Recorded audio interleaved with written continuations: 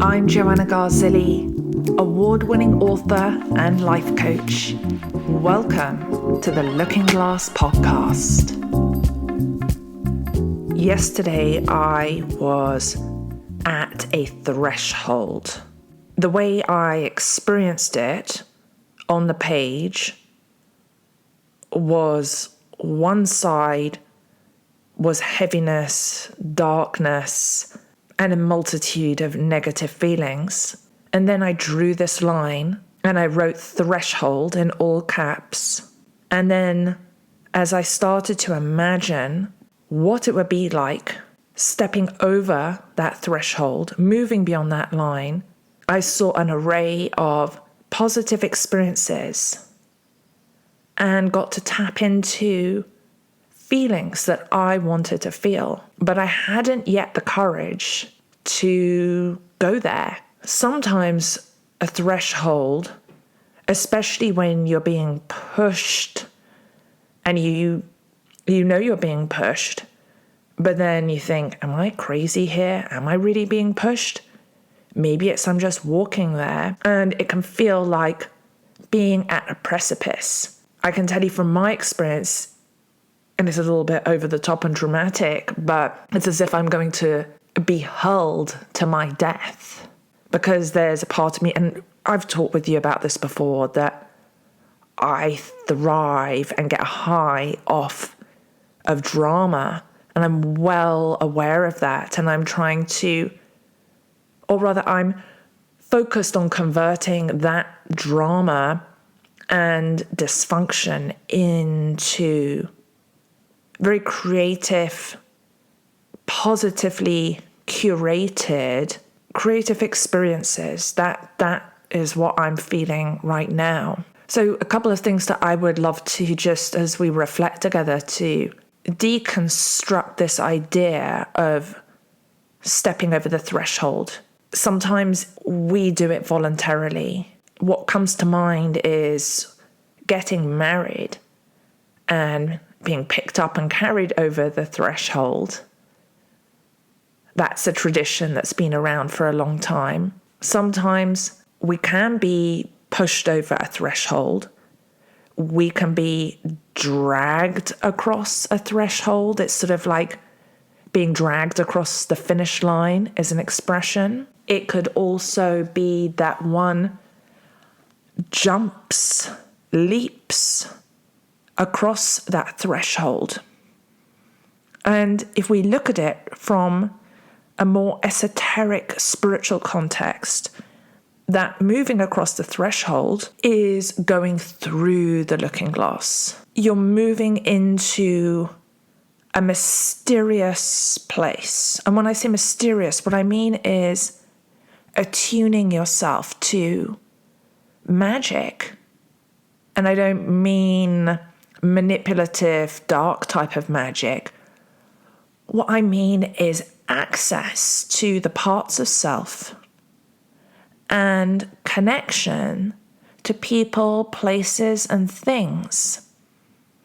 That as you put these pieces together, that miraculous things occur.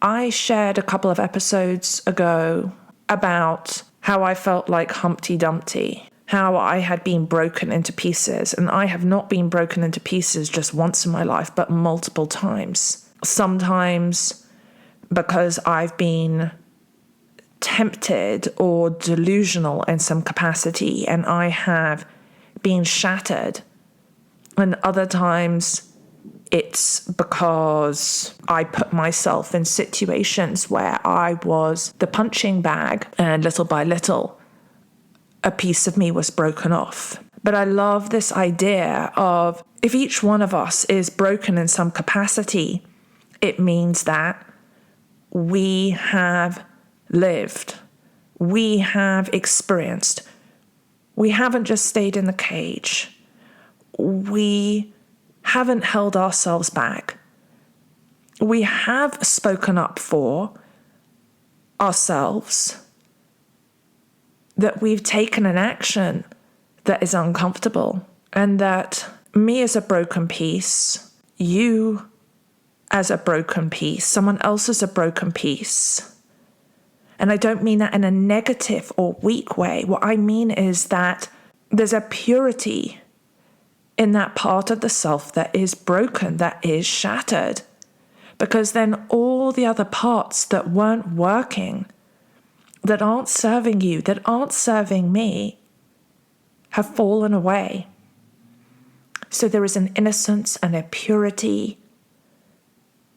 It's a new stage, a new phase of the cycle. And sometimes when you find someone else, I find someone else in this new phase, there may be an immediate resonance and then a rejection, a repulsion, a falling away, because we're still in that phase of discovering. We don't know all the patterns, the nuances in this new cycle of natural evolution within ourselves. So it may be that we explore a new piece here, a new piece there, and then we find what's right for us, whether it's in a relationship, for love, to move to a new home, to a new town, a new city, a new country, to a new job, to do new business, a new career path, to try a new form of fitness or diet.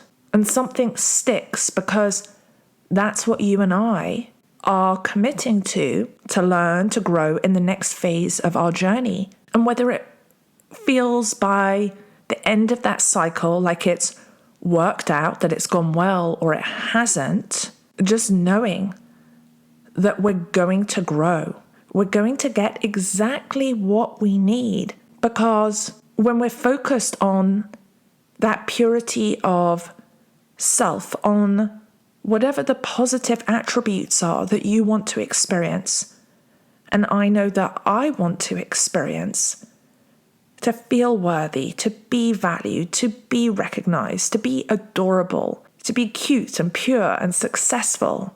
It's making me smile just thinking about that when I said cute and adorable, because I don't think really I'm cute and adorable, but I like the energy of it. I feel like my energy, my personality can be cute and adorable when I'm not in my drama queen, when I'm not in revengeful Scorpio part of myself. As I focus fully on these positive attributes and the journey that I've been on in this past month or so, I kept just peering into the looking glass.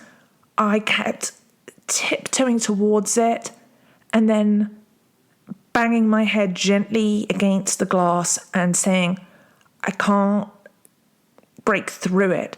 I can't do it. I can't move through. And that if I smash that glass, my life is going to be broken in some capacity. But what I'm aware of now, that is just an illusion. That is just fear. It is not the truth. And as I made my son's bed this morning, I did other little chores around my home. I felt more moments of happiness because I have stepped over the threshold. All the fear, all the anticipation of how I may not be supported, how things may not work out. I understand fully it's just fear. It's not true. So I'm going to do my best to keep my heart open and to stay in positive expectation without having unrealistic expectations. Thank you for reflecting with me today. I appreciate you so much for going on this journey. I'm Joanna Garzilli, and I look forward to connecting with you next time.